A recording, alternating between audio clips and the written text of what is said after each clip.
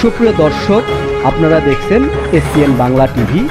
দেখুন ও সাবস্ক্রাইব করুন SPN Bangla TV, দেশ ও মানুষের কথা বলে। সামনে উপবিষ্ট অনেক গণ্যমান্য সুধীজন আছেন, সবাইকে আমি আমার আন্তরিক শুভেচ্ছা এবং সালাম জানাচ্ছি। মূলত আজকের অনুষ্ঠান সম্পর্কে আমরা কম বেশি সকলে কিছু না কিছু জানি। বিশ্ব শান্তি দিবস বা আন্তর্জাতিক শান্তি দিবস, তো জাতিসংঘ মোটামুটিভাবে এই দিনটাকে 1981 সাল থেকে একটা সেপ্টেম্বর মাসের অর্থাৎ তৃতীয় মঙ্গলবারে এটাকে প্রথমে পালন করেন। পরবর্তীতে 2001 সাল থেকে 21শে সেপ্টেম্বরকে বিশ্ব শান্তি দিবস হিসেবে পালন করা হয়। ওনারা ঘণ্টা বাজিয়ে তাদের অধিবেশন শুরু করেন।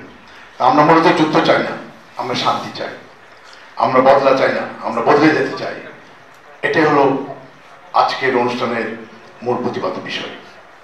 তা আমরা সত্যিকার অর্থে আমরা যুদ্ধ সংঘাত এগুলো কিছু চাই না, আমরা শান্তি চাই। আমরা শান্তিকামী মানুষ। আমরা কোনো অশান্তি, কোনো লোভ, কোনো লালসা, বিদ্বেষ এগুলোর মধ্যে আমরা যেতে চাই না। আমরা সকলেই শান্তি চাই। এটি হলো মূল প্রতিপাদ্য বিষয়। এবং আমরা নিজেরা বদলাই।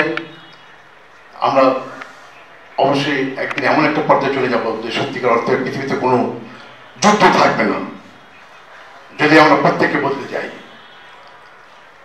তো আমি আর বেশি কিছু বলতে চাই না।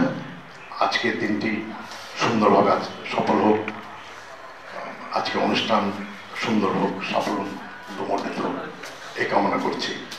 আর ত্রিবেণী ভাই আমাকে গান গাইতে যেতে বলছেন। আসলে এইভাবে তো গান হয় না।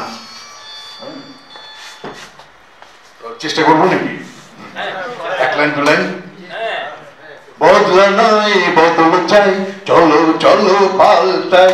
যুদ্ধ নয় শান্তি চাই, চলো চলো পাল্টাই। বদলা নয় বদল চাই, চলো চলো পাল্টাই। যুদ্ধ নয় শান্তি চাই, চলো চলো পাল্টাই। চলো চলো পাল্টাই, চলো চলো পাল্টাই। এটা এখনই রচনা করলাম, পুরো এখনই করলাম। এখানে যে হুমায়ুন কবির ভাই যে আশা আকাঙ্ক্ষা নিয়ে যে আগাচ্ছে, সেইটা আমাদের যদি সবাই যদি একটু আনন্দ দিই, তাকে উৎসাহ দিই, তাই ভবিষ্যতে আশা করি এটা আরো অনেক আগাই যাবে। এখানে ভালো ভালো লোক আছে যা দেখলাম বা চিনতাম না, হয়তো তাদের এই পরিচিতি সবাই নাম শুনলাম। এরা যদি একটু তাদের সুদৃষ্টি রাখে, তা আমার মনে হয় যে সামনে ভবিষ্যতে আরো এর আকার, বড় আকার ধারণ করবে। এইটুকুই আপনাদের সবার কাছে আমি আশা রেখে আমার বক্তব্য আমি শেষ করছি। আসসালামু আলাইকুম। সেখানকার সভাপতি আমি বলছি, ঠিক আছে তাইলে কেন্দ্রীয় কমিটির দোস্ত আমি ঢাকা বাংলাদেশে করি, কয় অসুবিধা নেই করা, কলকাতা থাকবে শাখা। তো সে বললো যে কলকাতা করার পরে আমরা নেপাল, ভুটান সব জায়গায় করবো। আমি রাজি হয়ে গেলাম। তো কিন্তু এইটা করছি কিন্তু আমরা করোনার সময়, করোনার দিকে করেছি, কিন্তু আমরা বিভিন্ন ইয়ের জন্য আমরা এটা তেমন একটা প্রচার করতে পারিনি। যাই হোক, এখন যেহেতু এর আগে আমরা দুটো প্রোগ্রাম করেছি, বিচারপতি জয়নাল আবেদিন একটাতে ছিল, আর একটাতে ছিল সানোয়ার ভাই চেয়ারম্যান, সাবেক মন্ত্রী নাজিমউদ্দিন আল আজাদ, ওনাকে নিয়ে করেছি, দুইটি প্রোগ্রাম করেছি।